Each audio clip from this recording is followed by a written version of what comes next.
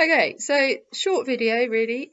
This is going to be looking at the factors taken into account when sentencing. So you could get asked an 8-mark at AS, an 8-mark question on what factors are taken into account when the judge sentences an offender.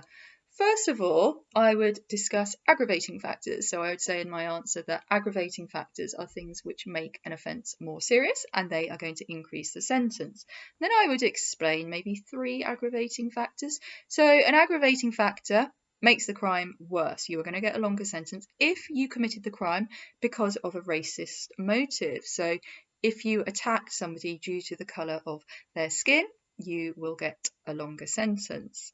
If you have previous convictions, you are also going to get a longer sentence.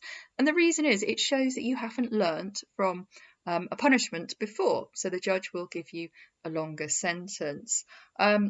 Other aggravating factors, using a weapon, it makes it worse if you've got a knife because it is an offensive weapon on top of the fact that you have then injured someone.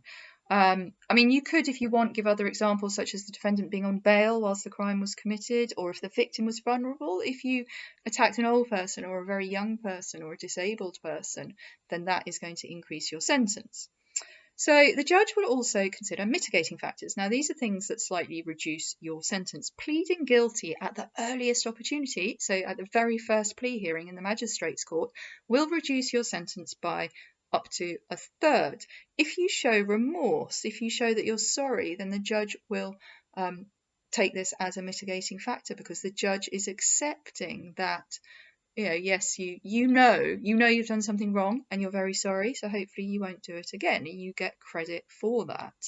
Also, just going back to when you plead guilty, you actually save the court's time and money, so they like that. Another mitigating factor, no previous convictions. So it's the first time you've done something, maybe it's out of character, and then hopefully what that means is that you won't do it again. So it was the very first time, and maybe this punishment will act as a deterrent to you.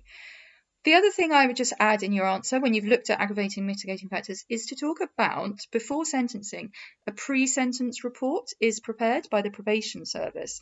So they will look at the health, the background of the offender for the judge, and the judge will then see that, right, okay, this is the situation. The offender has got a university career ahead of them, so maybe punishing them by sending them to prison isn't the most appropriate thing. Or the offender has a young child, so putting the offender in prison if they're the sole parent, sole carer for that child, is going to be problematic. So pre-sentence report.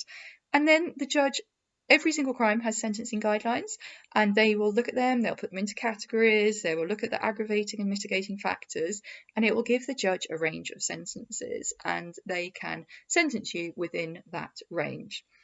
Okay, so the next video is actually going to look at the types of sentence.